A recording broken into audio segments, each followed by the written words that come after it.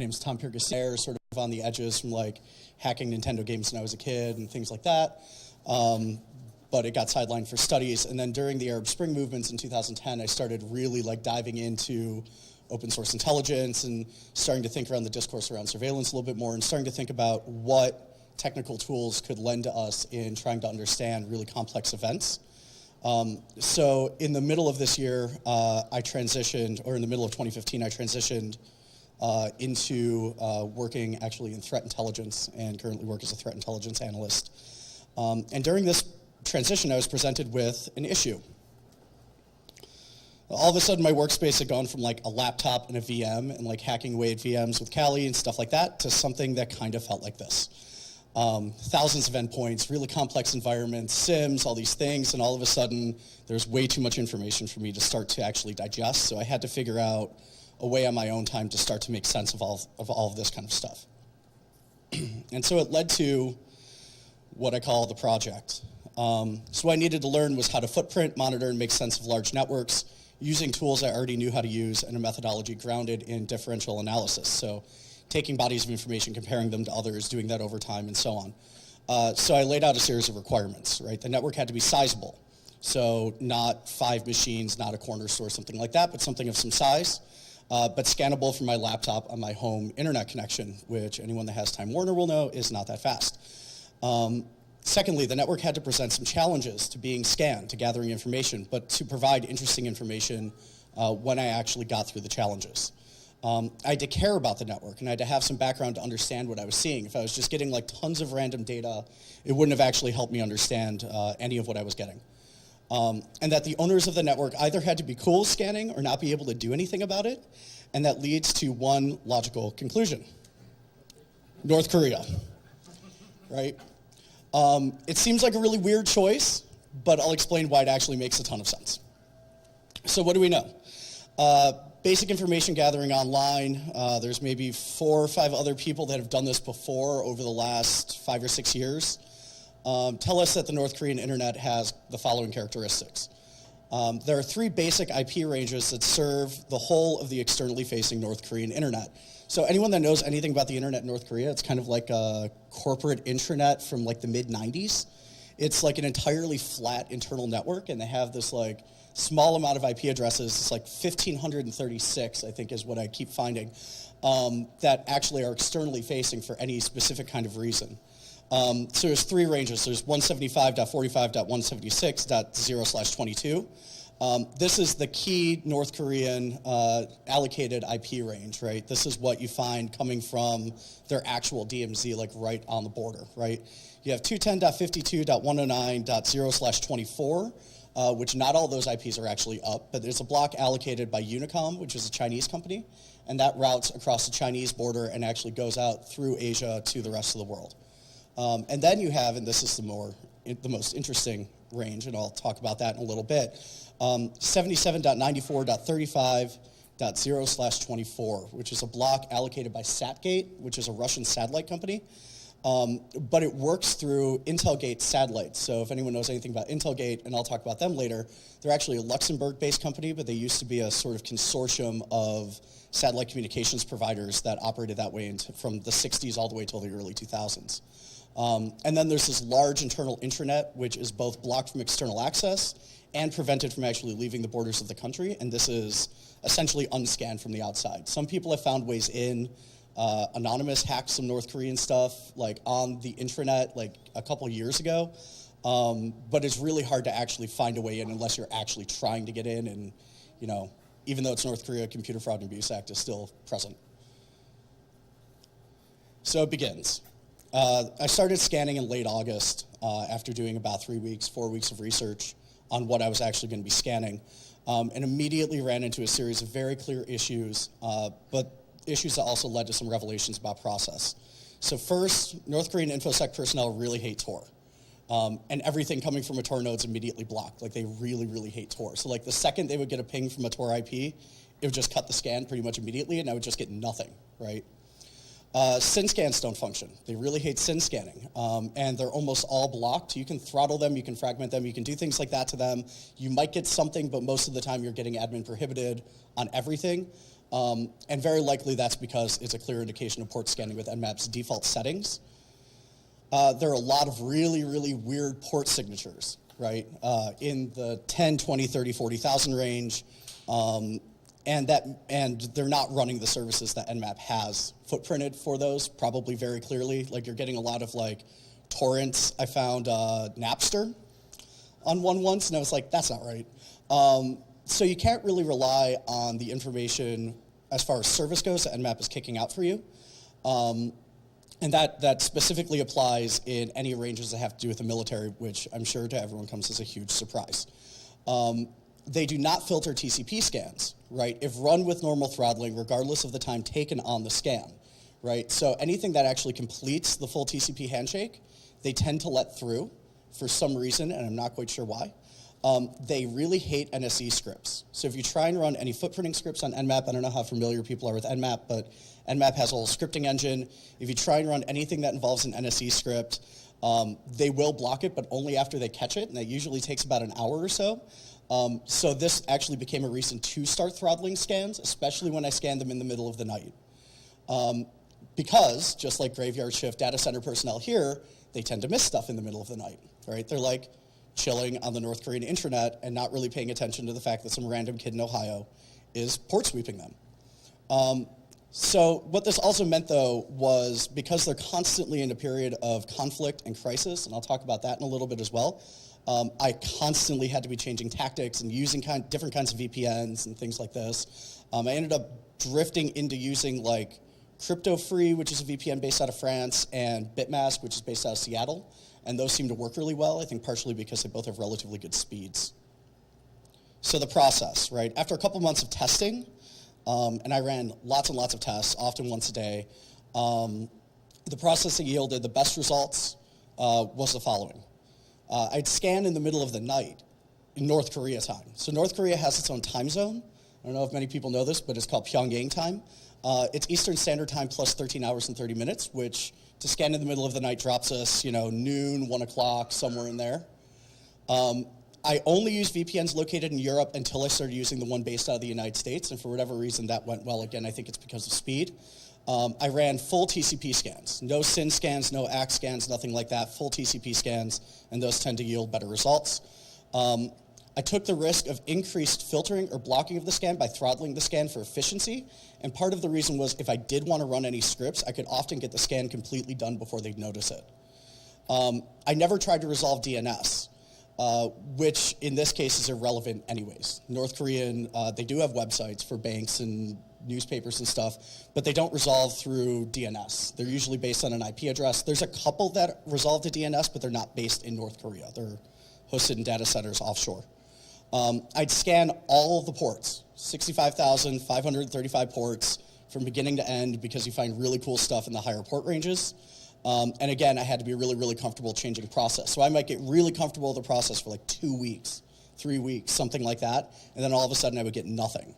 And I'd have to go back and I'd have to figure out what changed. Why was I getting nothing? When was I getting nothing? What changed about the geopolitical situation? Things like that. And I'd have to rework the process all over again. That usually take about a week to figure out. So some of the more boring results. This is a really common signature. You find this almost everywhere. Port 80, right? Port 81, usually also open. 111 is what they're running RPC through. 443. 80, 81, and 443 usually don't actually resolve to anything, which is really interesting. You go there and you just get like an Nginx splash page, essentially. And of course, like 8080, right? One interesting thing to note is they run SSH over port 1984. Not over 22, not over 2222, or anything like that. All their systems run SSH over port 1984 for some reason. You also randomly will find Macs, Windows computers, and iPhones, right? So very likely, these completely always appear on the domestic IP range. There have been a lot of reports about like Kim Jong-il when he was still alive using a MacBook, things like this. It's very likely the few private citizens that actually have regular internet access, they all live in Pyongyang, or it's universities, right? And there's a very large university in Pyongyang that has very, very restrictive internet access to the outside world. And you'll see signatures like this, right? So you'll see a lot of open ports for what I would consider to be pretty normal for like a normal PC that's not running at kind of full capacity, because all of their systems are monitored and limited and so on and so on. And it's really hard, again, to tell what these things are actually running. But this is kind of the normal port signature that you're going to get for like a regular residential computer. So also there's like crap loads of Cisco gear. That's like 85% of all of the results I get is Cisco. The Cisco stuff all does run SSH over 22. And it looks relatively normal, right? Port 1984 is coming up as Big Brother, which I think is really interesting, but that's probably not what's actually running on there. That's like it's like a packet inspection software, if I'm not mistaken, right? So the other thing that you'll notice really clearly if you run like aggressive scanning on North Korea, so in Nmap it's TAC-A, right? You'll see things like this pop out at the bottom. So there's extreme administrative regularity, right? So this is a domestic range, right? There's one sysadmin or a sysadmin box that's managing all these boxes. What you'll see in the Chinese range is it'll be like they'll manage box 164, 174, 184, 194, 204, 214, 224, so on. And it'll organize by the final number, which is really interesting, but certain boxes, they might manage 30, 40 boxes or something like that. So from here, things get interesting, right? That's the boring stuff. That's like 80% of what you see. But every once in a while, you get some really, really random, interesting results. And they usually happen around points of geopolitical tension. So I started noticing the first really interesting results. It had been quiet around North Korea for a while. I don't know, people probably haven't been hearing much news. November 20th was the 5th year anniversary of the North Koreans shelling an island off the coast of the Korean Peninsula, which is sort of disputed. This is pictures from 5 years ago when they were actually shelling this island. People live there, and they were shelling it they were using Navy ships to shell this island. And all of a sudden, in the days before the anniversary, crap loads of ports open, tons of them, dozens, hundreds. Sometimes you'd find like a single box that might have like 40 ports open.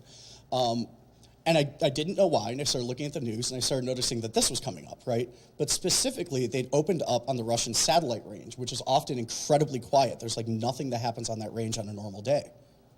And you started seeing things like this. So this is 1 page, 2 pages, 3 pages, 4 pages, 5 pages of results for a single IP address, right? There might be 30 of those running at any one point, right? So if you look at all the ports that are open, right, you're looking at this really large amount of ports. And I started wondering, well, what is going on here? So I started digging, right?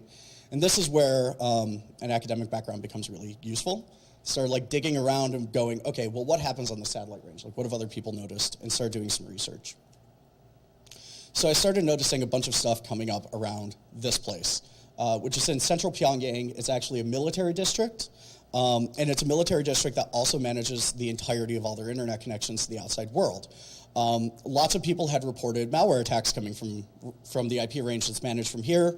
The satellite range is managed from here. There's all kinds of reports of espionage happening from this place. On paper, all it is essentially their tech hub. But in basic reality, they also run all their espionage out of here as well. So the domestic North Korean internal internet is managed from this district in Pyongyang.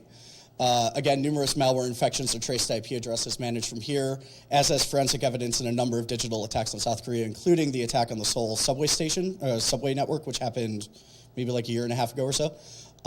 And all North Korean internet connections are administered directly from this district by a company, quote unquote company, called Star KP, which is actually like a state-owned entity. And also satellites, because satellites are awesome. And that's how we get to Intelsat.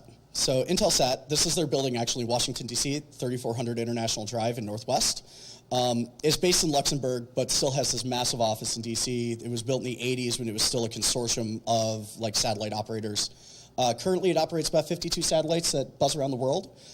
It's also the only satellite company that has really good coverage over North Korea. Like everyone else, it's almost a dead zone, but for some reason, this company has like fantastic coverage over like North Korea, Japan, so on and so on. The relationship with North Korea can be traced back to 2012 when Star KP actually made a BGP announcement for a route that ran through Intelsat. And it was not covered much at the time. There were a couple like really obscure like South Korean blogs that covered it and things like this, but almost went entirely unnoticed. But since that point, numerous attacks on South Korea have been traced through this range to that district in Pyongyang, which I pointed out earlier, and based in that IP range, right? So the connection, when it was announced, was initially discussed as kind of a backup for land-based connections, right? So if all the land-based connections got cut, the Chinese got angry about refugees or something like that and cut all the land-based connections, this was supposed to be the backup, or at least that's how it was announced. But given the evidence of increased activity during times of military tension and the reports of attacks being launched this route, it seems that there's ample evidence for the conclusion that this route is actually used heavily for North Korean digital warfare and espionage activities. That SatGate does not actually have coverage over North Korea, as I mentioned, and is likely working with Intelsat, with SatGate actually allocating the IP range and Intelsat sort of providing the service for that range. And then we hit the point after the nuke tests. So, North Korea claimed to have exploded a hydrogen bomb. Most people say it probably wasn't a hydrogen bomb, but a very large nuke on January 6th. And since that time, I've gotten absolutely nothing, right? I've tried everything I could try. I've run different kinds of scans.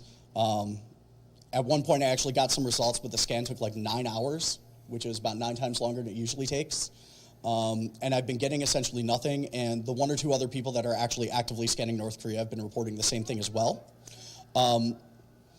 That to get any results at all requires bouncing IP addresses all the time, right? So I bounce VPNs when I'm actually getting any results. It's because I'm bouncing VPNs pretty consistently in the middle of actually doing the scan, fragmenting the scans, and still getting like very partial results. You'll see the IPs kind of list down the page, like list down the terminal, and it'll just be admin prohibited all the way down, and then you might get 1 that you get a hit, and then admin prohibited for another 50, and then you'll get another one, right? And the results that are being generated are much more limited and mostly domestic or personal connections, so like universities, banks, things like this. So, Nmap for the win, right? Or what are the things that we can learn about North Korea by scanning their entire IP range repeatedly? Well, you'll notice, and I'm sure this isn't surprising, there's extreme administrative filtering of certain IP ranges, right? It's really hard to get information about certain parts of the North Korean network. They just resist scans. Oftentimes they're down and then they'll pop up. You'll notice IP addresses that will be up for like an hour or 2 a day sometimes, but they're not up consistently. That the closing up of non-military connectivity during periods of acute conflict while opening up military-associated ranges is actually a really common thing. North Korea still considers itself to be at war with the South. And so anytime that there is any sort of tension, you'll notice all the, with the exception of just after the nuke test, you'll notice all of the domestic ranges go down and the military ranges get super, super active with like a few exceptions. That the firewall actually runs in both directions, right? And I think that this is an important thing to keep in mind, that the firewall both is preventing connections from getting out while also preventing connections from getting in and sort of running in both directions. You'll also notice, if you really look at the results, that there's a large amount of backdoors that are built into a lot of the systems, including a lot of servers and very likely most of the domestic computers as well. That there's a really large degree of regimentation in operations, and they have a highly organized sysadmin structure. That, again, a single sysadmin or a single sysadmin box might manage like 30, 40 systems, and that never changes. That there's a good amount of evidence that attacks and reconnaissance are being launched from the north, but this is primarily indicated to be the case during periods of increased tension. So you don't usually see this happening, but right before things happen or right after things happen, you notice all this activity all of a sudden. There's also a high likelihood, again, that the satellite network is being used for primarily military purposes, contrary to the sort of terms of their BGP announcement. So next steps. I actually wrote a tool. I stuck it up on GitHub. It has funny ASCII art in it, in case anyone wants a tool to scan North Korea that has funny ASCII art in it. That's up on GitHub. You can download it, run it. I'm probably still going to be tweaking it. I've already written 3 different versions of it using different Python Nmap libraries and things like that. And this is the one that seems to be operating the most efficiently. I'm probably going to start using DNMap to distribute and load balance the scanning for faster scans. I'll probably use like DigitalOcean droplets for that or Linode or something like that. And might eventually at some point start a public scan repository. There was one that was going at some point. People were dropping scan results on GitHub and comparing results and getting really interesting things out of that. I might try and revive a project like that if I still have time. So I want to thank everyone for coming. This is an email address. You can get in touch with me or you can talk to me while I'm still here. And yeah, does anyone have any questions? Do you think North Korea has any type of honeypots about people like It's entirely possible. have you discovered any? I haven't discovered any, no. Yeah, one more question. Yeah. How much has it cost you to do this? Time, things of that nature. I use free VPNs. You were able to use Yeah, I've been using entirely free VPNs. I'm scanning from home. I would imagine if I end up going up on like Linode or something like that, and I'm not paying per month, I'll probably have some costs associated. But right now, I'm just doing it on my own internet connection at home with like my crappy Wi-Fi router. So I had a question. Yeah. And this is going to be kind of high level. So there's that North Korean unit that's supposedly operating out of across the border in China. Have you looked at that at all? Yeah, I mean, I haven't been able to find anything on that from this process. I've done research on them. But again, that'd be coming mostly from a Chinese IP range, which, you know, I don't want to scan all of China. It's a lot of IP addresses. But yeah, I mean, I haven't found anything about them except that they exist, right? And that they're potentially like launching joint operations, but I haven't really seen much beyond that. Have you looked at results available in Showdown to see did they have hits similar to what you? Yeah, that was actually one of the side projects I did while I was writing the scanner. Was I wrote a Showdown bot primarily to do this exact thing. You don't get a ton of results. I'm usually pulling like 30, 40 results from North Korea, but you do get some, and the results are pretty much exactly the same. Yep. Did you do any UDP scanning or just TCP? Just TCP. I didn't even delve into UDP yet. That's like a whole nother thing. So anything like EV6? Not that I could find reliably, no. Anyone else? Good question. I don't know. I'm probably going to lay off the scanning for about a week, and I'm going to let the kind of chaos around them blowing up a nuke, and they have their party congress going on right now too. So like, wait till after the party congress and start scanning again, because I have a feeling that until that happens, you're not going to get anything. And again, I might try and like pop up some DigitalOcean instances. DNMap is really cool. I don't know if people know about that, but it's like a distributed Nmap. It's a project I think out of like University of Texas or something. And you set up nodes sort of around anywhere you want to. You can set them up on friends' computers or something, and it'll take a scan, break the IP range up, and actually load balance your scan for you, which is really awesome. So I'll probably try doing that, partially because right now it takes like sometimes 3 hours or more to do a sufficient scan. So I could probably cut that down to an hour or half an hour or something like that if I use that. So that might be what I do next. So after you've done a scan, have you waited and looked to see if anybody's scanning back? It did actually happen once. So I forgot to turn my VPN on once, and noticed I couldn't do anything all of a sudden, and checked my like popped up Wireshark, and I was getting crap loads of packets into my IP address, and it was just jamming the whole network. So they DOSed me once. This was like they were coming from the domestic IP range in North Korea. So they DOSed me off the internet once. That was like early September. And then I got really, really good about VPN discipline after that. No, they actually haven't. I have like a whole thing written at my house for what happens if they do. Like a script to like tell them what I'm doing if they call me. Actually, that's kind of, what was the nature of the DOS attack? They just fired a bunch of traffic at me essentially. And it crammed all my connections up. It was like all of a sudden my network traffic at home just like shot through the roof. It was like super overkill too. It was really, really funny. It went on for about a half an hour to an hour and then kind of died off. Did your provider No, I still haven't heard from them. Again, I've been expecting this since the very beginning, and like actually have talked to like my partner and my daughter. I'm like, well, if anyone from Time Warner comes by, just like tell them, like give them my phone number and tell them to call me, because I've been kind of waiting for that to happen. It just hasn't happened yet. You thought of actually leaving a box open, so scan them and then leave an open box and then let them get into it just to see what they do? I actually have a honeypot running at home, which I started after this for that reason, and it has been breached a whole bunch of times, but nothing from the domestic North Korean range. It's all coming from China. It's like DDoS bots, just like crawling the internet and like popping SSH. If you ever scan, scan them I've sat there and watched my honeypot afterwards for like an hour or so, and I haven't noticed it come back to that. The VPN though. Have you purposely left the VPN on Oh. for them to call back? Yeah, no, I haven't tried to do that yet, no. Have you tried sending like layer 7, in North Korean? Hey. No, although I saw the thing that happened at the Chaos Computer Conference where they were sending like crafted packets with haikus in them. And I've been like joking about trying to do that. So that might be what happens after the party congress. I think that'd be really funny. I haven't gotten around to doing it yet though, no. Have you ever made any layer 8 contact? Has anybody ever not? Is your Time Warner account, is it a static or a dynamic IP you get from it? It's just dynamic IP, so yeah. Do you know the number since you put up? I don't know yet, no.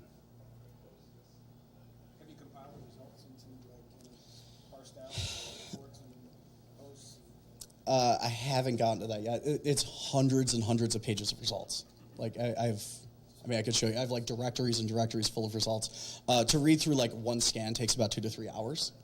And I haven't gotten around to parsing. I was like outputting into text. I think we're going to start outputting into XML for that reason, so I can actually just parse everything out. I just haven't gotten around to it yet. Now, I know the main focus of your discussion was about using Nmap. Yeah. And you had mentioned about Nginx and how for the most part all you got was a splash page. Did you get any? Did you attempt to do any like web enumeration for the virtual servers that were running on those? No, I didn't actually get that far.